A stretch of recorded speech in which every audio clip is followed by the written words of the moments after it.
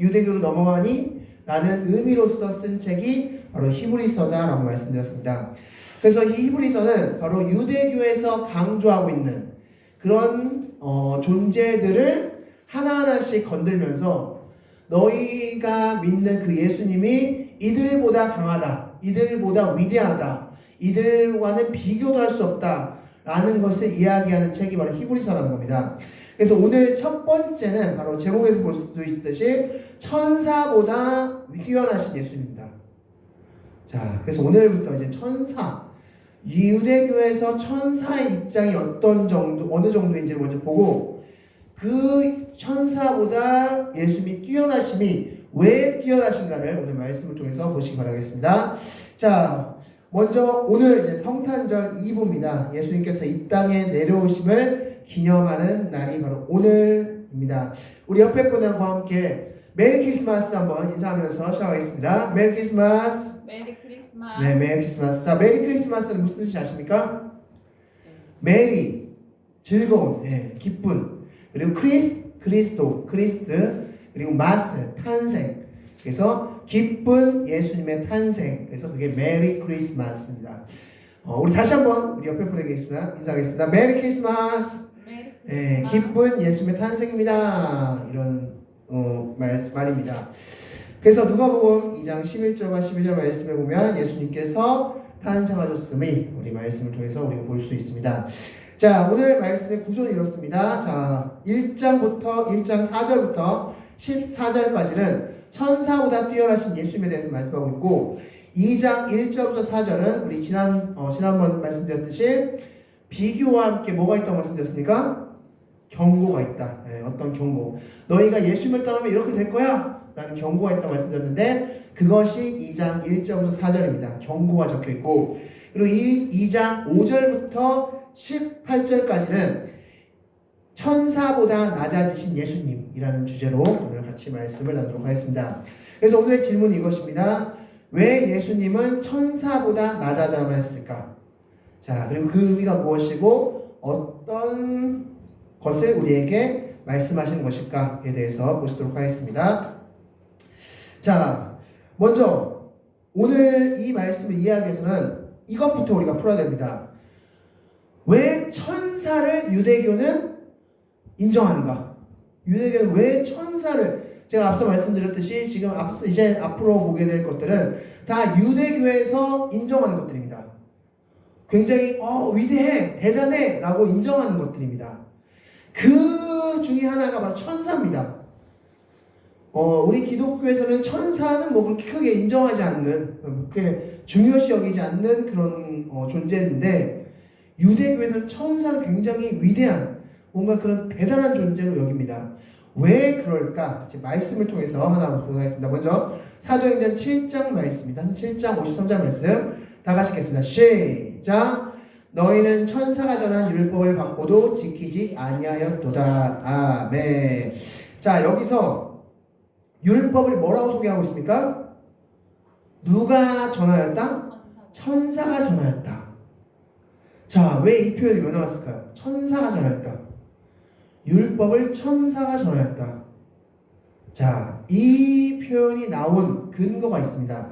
자, 출애굽기 말씀을 가보겠습니다. 자, 출애굽기 24장 12절 말씀 다 같이 읽겠습니다. 시작!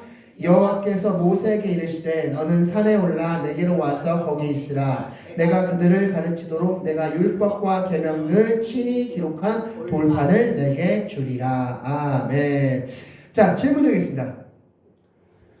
돌판을 하나님께서 직접 새기셨다라고 기록되어 있죠. 하나님께서 직접 만드신 십계명이 적힌 돌판입니다. 그 돌판을 모세에게 하나님은 어떻게 전달했을까요? 혹시 생각해 본 적 있으신가요? 이 부분에 대해서. 자, 분명히 하나님께서 돌판을 새기셨는데 하나님은 영이십니다. 하나님은 영이신데 그 영된 하나님이 모세에게 돌판을 전달했다. 어떻게 전달했을까요? 자, 하나님의 갑자기 손이 나와서 쭉 옛다 받아라 하고 던졌을까요? 자, 그래서 유대인들은 이 돌판을 누가 전달했다? 천사가 신의 산에서 전달했다라고 있습니다. 이 돌판을 친히 하나님께 받아서 낑낑낑낑낑낑낑낑거려서 천사 모세님 받으세요. 모세에게 딱 전달한 겁니다. 그렇게 믿고 있습니다. 자, 유대교에 있어서 가장 큰 율법이죠. 율법입니다. 그 율법을 전달한 전달책이 누구라고요? 천사. 그렇기 때문에 유대교에서는 천사를 굉장히 높이 쳐줍니다. 자, 그런데 이런 관점을 가지고 있는 천사를 높이 쳐는 거가 좋다 이거야. 근데 누구를 인정하지 않습니까? 유대교는 예수를 인정하지 않는 겁니다. 그래서 천사를 인정하면서 예수를 인정하지 않는 유대교, 그리고 그 유대교로 넘어가려는 기독교인들, 그들을 향해서 천사보다 예수님이 더 뛰어난 걸 내가 알려줄게가 바로 오늘 1장, 2장의 내용이라는 것을 기억하시기 바라겠습니다.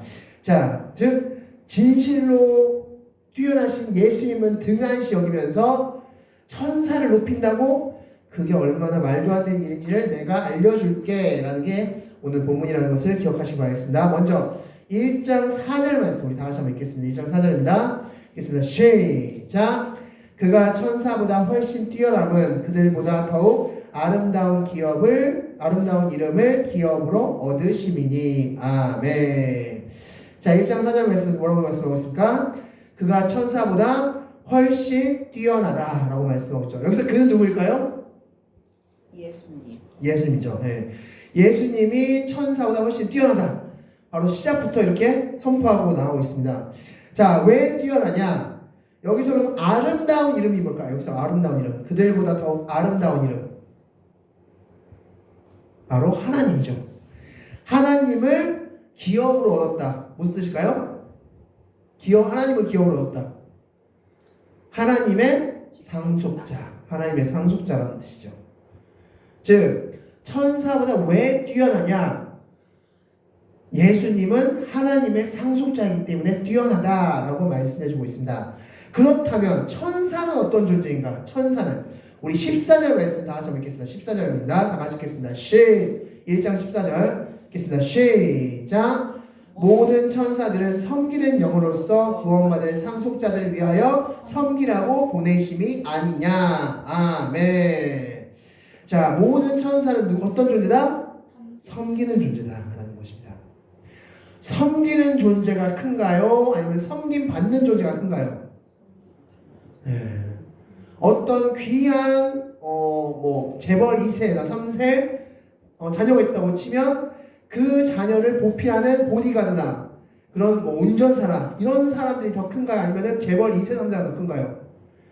그 아들이 더 큰 겁니다. 마찬가지로 누군가를 섬긴다는 것은 그 사람, 섬김받는 사람이 훨씬 더 크다는 것입니다. 천사는 어떤 존재냐? 섬기는 존재다라고 말씀하고 있는 겁니다. 그리고 예수님은 어떤 존재다? 하나님의 상속자이다 라고 말씀해 주고 있는 겁니다. 성경은 천사의 역할에 대해서 많은 부분에 대해서 말씀하고 있는데, 먼저 천사는 예수님을 수종드는 장면들이 굉장히 많이 나옵니다. 가장 대표적인 장면이 있다면 바로 40일 동안 예수님께서 금식하신 후에 3번의 사탄으로부터 시험을 받습니다. 그 시험이 끝난 다음에 어떻게 합니까? 천사들이 예수님 앞에 가서 수종들었다라는 말씀이 마가복음 1장 13절, 마태복음 4장 11절 말씀에 기록되어 있습니다. 즉 천사는 예수님을 수종드는 자, 섬기는 자라는 것을 말씀하고 있습니다. 또한 사람들을 위해서 섬기는 존재가 또한 천사라는 것입니다. 사람들에게 있어서 뭔가 하나님의 명령을 따라서 사람들을 섬기는 존재, 바로 천사라고 말씀하고 있습니다. 누가복음 1장 19절 말씀 보면 세례 요한의 아버지인 사가랴에게 천사가 와서 뭐라고 말씀합니까? 가브리엘 천사가 와서 뭐라고 말씀합니까? 너희 아내인 엘리사벳이 임신할 것인데 그 아들의 이름을 뭐라고 하라? 요한이라 하라 라는 말씀이죠. 바로 세례 요한의 태어남을 말하는 장면입니다. 그때 누가 그 심부름을 행했습니까? 천사가 행했습니다. 또한 1장 26절 말씀 보면 그로부터 6달이 지난 후에 마리아에게 가브리엘 천사가 역시 나타나서 뭐라고 말합니까? 너가 이제 잉태할 때, 성녀로 잉태할 텐데 그 아이의 이름을 뭐라 하라? 예수라 하라. 라면서 잉태함을 수태고지하는 장면이 나옵니다. 그 역할 역시 바로 천사가 했다는 것을 기억하시기 바라겠습니다. 즉 천사는 어떤 역할이다? 섬기는 역할이다 라는 것입니다. 그리고 예수님은 상속자이다 라고 말씀해주고 있습니다. 그러면 천사보다 예수님이 얼마나 큰지를 지금부터 말씀을 통해서 하나하나씩 보도록 하겠습니다. 먼저 5절 말씀 같이 읽겠습니다. 시작. 하나님께서 어느 때 천사 중 누구에게 너는 내 아들이라 오늘 내가 너를 낳았다 하셨으며 또다시 나는 그에게 아버지가 되고 그는 내게 아들이 되리라 하셨느냐. 즉 천사들에게는 아들이라고 명한 적이 있다 없다? 없다는 것입니다. 6절 말씀 읽겠습니다. 시작. 또 그가 맏아들을 이끌어 세상에 다시 들어오게 하실 때에 하나님의 모든 천사들은 그에게 경배할지어다 말씀하시며 아멘. 마지막 때 누가 예수님께 경배한다고 말씀하고 있습니까? 천사들이 천사들이 경배한다고 말씀하고 있습니다. 또한 7절 말씀 읽겠습니다. 시작. 또 천사들에 관하여는 그는 그의 천사들을 바람으로 그의 사역자들을 불꽃으로 삼으셨느니라 하셨으되 아멘. 이 말씀은 바로 천사들을 수종 부린다라는 말씀을 하고 있습니다. 즉 천사들은 섬기는 자들이라는 겁니다. 섬기는 자들. 천사들은 섬기는 존재들이다 라고 말씀하고 있는 겁니다. 자, 그럼 8절과 9절 말씀 읽겠습니다. 시작. 아들에 관하여는 하나님이여 주의 보전은 영원하며 주의 나라의 규는 공평한 규이니이다. 주께서 의를 사랑하시고 불법을 미워하셨으니 그러므로 하나님 곧 주의 하나님이 즐거움의 기름을 붓게 부어 주를 동류들보다 뛰어나게 하셨도다 하였고 아멘.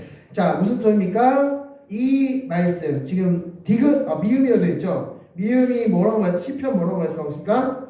시편 각 줄을 따라가면 시편 뭐라고 말씀하고 있습니까? 이 말씀이 시편 45편 6절 그죠? 시편 45편 6절을 인용했다라고 말씀하고 있죠. 자, 근데 이 시편 45편은 어떤 말씀이냐면 바로 왕 출정식입니다. 왕 출정식. 그러니까 즉 왕을 출정할 때 선포하는 시편인데 지금 여기에 나오는 이 왕은 누굽니까? 아들에 관하여는이죠. 아들에 관하여. 그 아들은 누굽니까? 예수님이죠. 예. 즉 예수님이 왕이라는 겁니다. 예수님이 왕. 그리고 천사는 섬기는 존재다라고 말씀하고 있습니다. 또한 10절부터 10절 말씀 나같이 읽겠습니다. 시작. 또 주여 태초에 주께서 땅에 기초를 두셨으며 하늘도 주의 손으로 지으신 바라. 그것들은 멸망할 것이나 오직 주는 영존할 것이요 그것들은 다 옷과 같이 낡아지니 의복처럼 갈아입을 것이요 그것들은 옷과 같이 변할 것이나 주는 여전하여 연대가 다함이 없으리라 하셨으나 아멘. 자, 이 말씀은 즉 예수님은 어떤 존재다? 바로 창조주다. 예수님은 창조주 하나님이시다 라고 말씀해 주고 있는 것입니다. 그래서 예수님은 어제나 오늘이나 영원토록 변함없으신 창조주시나. 자, 그리고 13절 말씀 다 같이 읽겠습니다. 시작. 어느 때 천사 중 누구에게 내가 내 원수로 내 발등상이 되게 하시게 하지 너는 내 우편에 앉아있으라 하셨느냐. 아멘. 자, 즉 천사는 바로 심판주 예수님의 우편에서 심판주를 섬기는 존재일 뿐이다 라는 것입니다. 천사는 그냥 심판주의 옆에 있는 그런 존재다. 예수님만이 심판주이다 라고 말씀해주고 있는 것입니다. 즉 이 히브리서 1장 전체 내용은 무슨 내용입니까? 천사와 예수님과 비교할 수 없다라는 것입니다. 천사는 어떤 존재? 예수님은 어떤 존재자? 창조주이자 왕이자 하나님의 상속자인 분이시고 천사는 그 예수님을 섬기고 인간을 섬기는 존재일 뿐이다 라고 말씀하고 있는 겁니다. 그런데 너희들이 어떻게 그 천사를 위하고 예수님을 무시하는 유대교로 건너갈 수 있니? 라고 이야기하고 있는 게 바로 1장의 내용입니다. 자, 그리고 나서 2장 1절부터 4절 말씀은 바로 그런 그들에게 경고하는 말씀, 즉 넘어가려고 하는 그들에게 경고하는 메시지가 2장 1절부터 4절입니다. 다 같이 다시 한번 읽겠습니다. 자, 어떤 내용인지 한번 유추해 보시기 바랍니다. 다 같이 읽겠습니다. 시작. 그러므로 우리는 들은 것에 더욱 유념함으로 우리가 흘러 떠나가지 않도록 함이 마땅하니라. 천사들을 통하여 하신 말씀이 견고하게 되어 모든 범죄함과 순종하지 아니함이 공정한 보응을 받았거늘 우리가 이같이 큰 구원을 등한히 여기면 어찌 그 보응을 피하리오. 이 구원은 처음에 주로 말씀하신 바요 들은 받은 자들이 우리에게 확증한 바니 하나님도 표적들과 기사들과 여러 가지 능력과 및 자기의 뜻을 따라 성령이 나누어 주신 것으로서 그들과 함께 증언하셨느니라. 아멘. 핵심은 2절과 3절입니다. 자, 2절과 3절이 어떤 내용일까요? 자, 2절과 3절에 공통으로 들어간 단어가 있습니다. 어떤 단어입니까? 2절과 3절에 공통으로 들어간 단어가 있습니다. 보응이라는 단어입니다. 보응. 자, 즉 2절과 3절 보응인데, 자, 이제 어떤 내용인지 지금부터 말씀드리겠습니다. 즉 무슨 소리냐? 천사가 전하여 준 게 뭡니까? 율법이죠. 율법을 지키지 않으면 그에 따른 심판이 이루어진다는 것은 유대교나 기독교이나 다 동일하게 믿습니다. 자, 그렇다면 그렇게 천사가 전하여준 율법, 그 율법을 지키지 않으면 벌을 받는다는 것은 너희가 알지? 그런데 앞서 말했잖아. 천사보다 더 뛰어난 분이 누구다? 예수님이다. 그런데 그 예수님을 무시하면, 그 예수님을 믿지 않으면 천사가 전하여준 율법을 통하여서 받을 보응, 그 벌보다 얼마나 더 큰 벌을 받겠냐? 라는 뜻입니다. 천사가 전해준 율법, 너희가 율법을 전해줬다고 지금 천사를 위대하다고 말하잖아. 그 율법을 전해준 천사가 전한 율법을 어기면 받을 벌이 있다는 건 너희가 알 것인데, 그런데 천사보다 더 뛰어난 예수님을 믿지 않는다면 그 율법을 통해서 받을 벌보다 얼마나 더 큰 벌을 받겠냐? 한번 생각해봐라 라는 내용입니다. 이해하셨나요? 그러니까 율법을 통해서도 벌을 받을 텐데 예수님 안 믿으면 그 벌은 너희가 어떻게 감당하려고 지금 예수님 안 믿을래? 라는 말씀입니다. 지금 바로 그 경고를 지금 말씀하고 있는 겁니다. 자, 그리고 나서 이제 5절부터 마지막 18절까지 오늘 2장의 전체 내용은 그런 예수님이 천사보다 못하게 되었음에 대한 말씀입니다. 자, 우리 다 같이 한번 5절부터 18절까지 쭉 한번 읽어보면서 어떤 내용인지 한번 너무 그렇게 어렵지 않은 내용이니까 다 같이 한번 읽겠습니다. 시작. 하나님이 우리가 말하는 바 장차 올 세상을 천사들에게 복종하게 하심이 아니니라. 그러나 누구인가가 어디서에서 증언하여 이르되 사람이 무엇이기에 주께서 그를 생각하시며 인자가 무엇이기에 주께서 그를 돌보시나이까. 그를 잠시 동안 천사보다 못하게 하시며 영광과 존귀로 관을 씌우시며 만물을 그 발 아래 복종하게 하셨느니라 하셨으니 만물로 그에게 복종하게 하셨은즉 복종하지 않은 것이 하나도 없어야 하겠으나 지금 우리가 만물이 아직 그에게 복종하고 있는 것을 보지 못하고 오직 우리가 천사들보다 잠시 동안 못하게 하심을 입은 자 곧 죽음의 고난 받으심으로 말미암아 영광과 존귀로 관을 쓰신 예수를 보니 이를 행하심은 하나님의 은혜로 말미암아 모든 사람을 위하여 죽음을 맛보려 하심이라. 그러므로 만물이 그를 위하고 또한 그로 말미암는 이가 많은 아들들을 이끌어 영광에 들어가게 하시는 일에 그에게 그들의 구원의 창시자를 고난을 통하여 온전하게 하심이 합당하도다.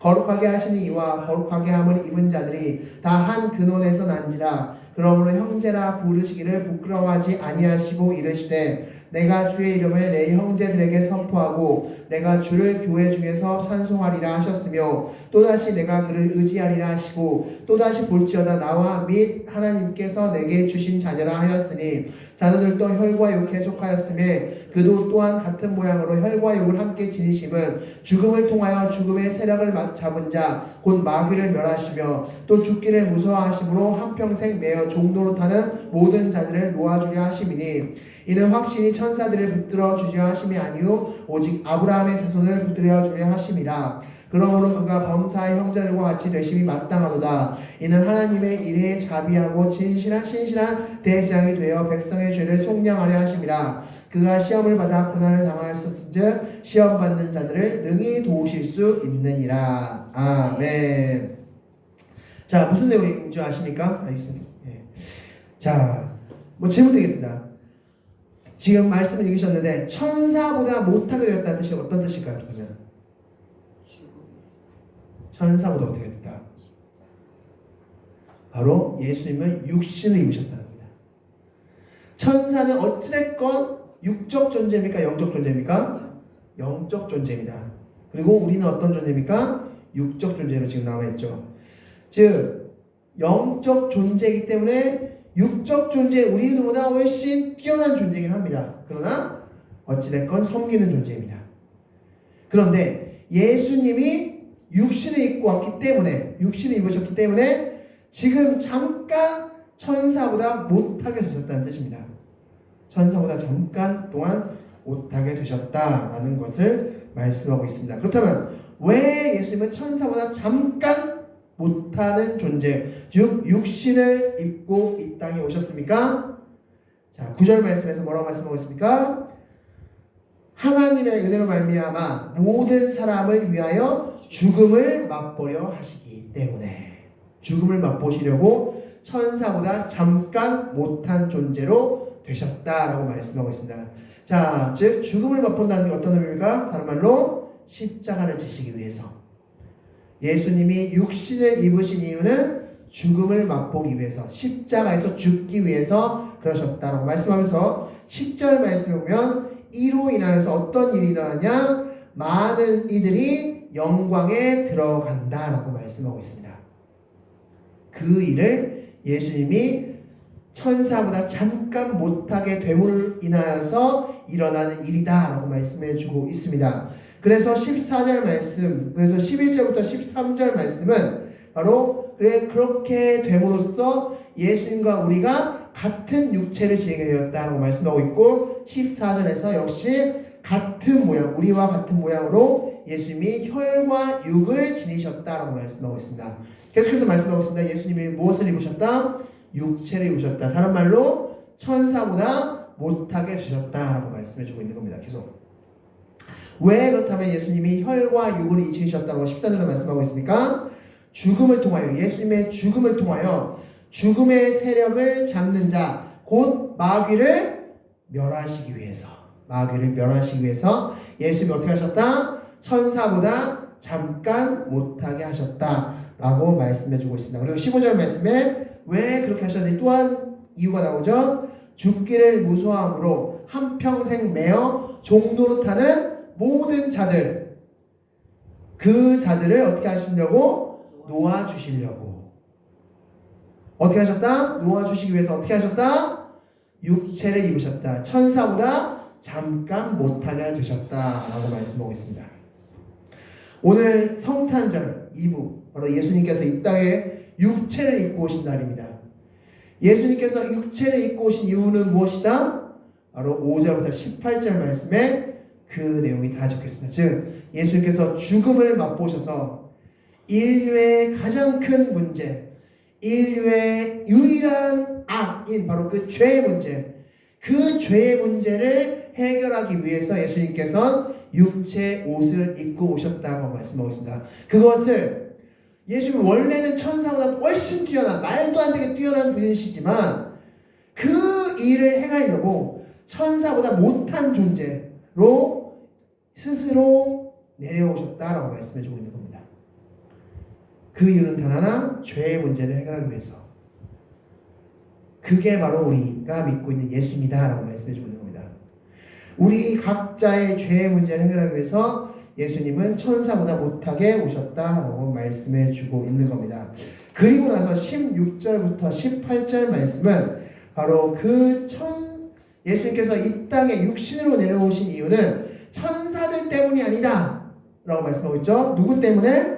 오직 아브라함의 자손들 때문에. 이 아브라함의 자손은 어떤 뜻입니까? 갈라디아서 3장 7절 말씀에 보면 이런 말씀이 있습니다. 한 믿음이 있으면, 같은 믿음이면 모두가 다 아브라함의 자손이다 라고 말씀하고 있습니다. 하나님을 향한 믿음, 그 믿음을 가진 자는 혈통, 육적 다 상관없이 모두가 다 아브라함의 자손이다 라고 말씀해주고 있는 겁니다. 즉 여러분이 하나님을 믿는다면 여러분도 누굽니까? 아브라함의 자손인 겁니다.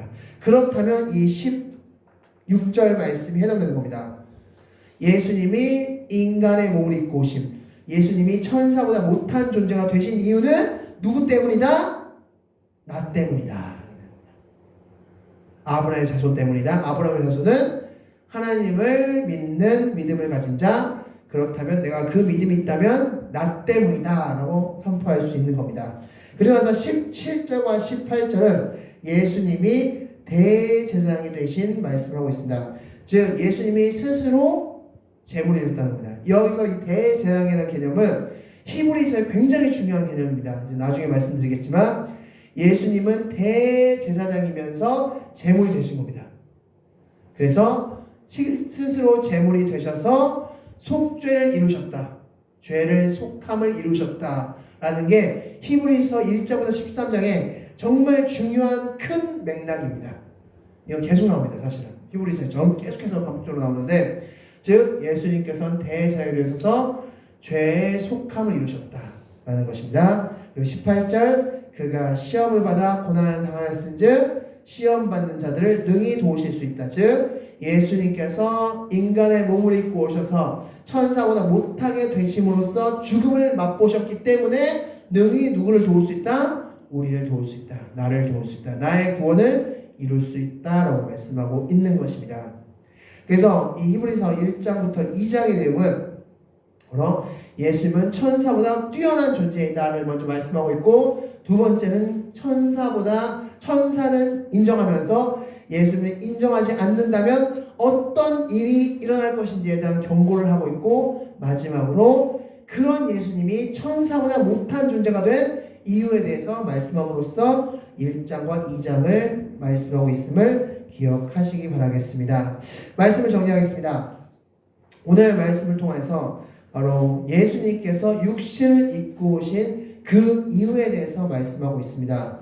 예수님께서 육신을 입고 오신 그 이유는 바로 내 죄를 사하시기 위해서. 오늘 성탄절 저녁 바로 이 밤에 예수님께서는 마국간에서 태어나셨고 육신을 입고 이 땅에 오셨습니다. 그 이유는 바로 내 죄를 사하시기 위함임을 기억하시기 바라겠습니다. 그렇기 때문에 우리는 결코 죄에서 멀어져야 됨을 기억하시기 바라겠습니다. 또한 성경에서 히브리서뿐만 아니라 모든 성경에서 말씀하고 있는 것은 단지 믿습니다로 끝나는 것은 신앙이 아니다라고 말씀하고 있습니다. 분명한 건 히브리서도 나중에 11장부터 계속해서 반복적으로 나오는 게 뭐냐면, 그렇다면 너희들 삶도 변하라고 말씀하는 겁니다. 그렇다면 너희가 정말 예수님을 그리스도로 믿고 예수님을 정말 하나님의 아들로 정말 믿는다면, 그렇다면 너희들 삶도 변해야 된다고 말씀하고 있는 겁니다. 변할 수밖에 없다고 말씀하고 있습니다. 그것을 우리가 너무나 잘 알고 있는 표현이죠. 좁은 길이라고 표현하고 있습니다. 여러분들은 좁은 길을 걷고 계십니까? 좁은 길이라고 했을 때는 바로 예수님 믿기 때문에 우리가 사는 그 삶 자체를 바로 좁은 길이라고 할 수 있습니다. 예수 믿기 때문에 우리는 세상에서 말하고 있는 것들을 다 내려놓을 수 있습니다. 그리고 좁은 길로 가는 겁니다. 그 좁은 길을 갈면서 우리는 하나님께서 주시는 열매들을 하나하나씩 맺어가는 것, 그게 바로 그리스도인의 삶입니다. 바로 오늘 예수님이 이 땅에 내려오신 그 이유를 말씀을 통해서 보았으니, 그 예수를 믿고 그리고 우리가 그 믿음대로 좁은 길을 걸으면서 살아가는 그런 우리가 되어야 될 줄 믿습니다. 시간 다 같이 하나님께 기도하겠습니다. 시간 다 같이 기도하겠습니다. 오늘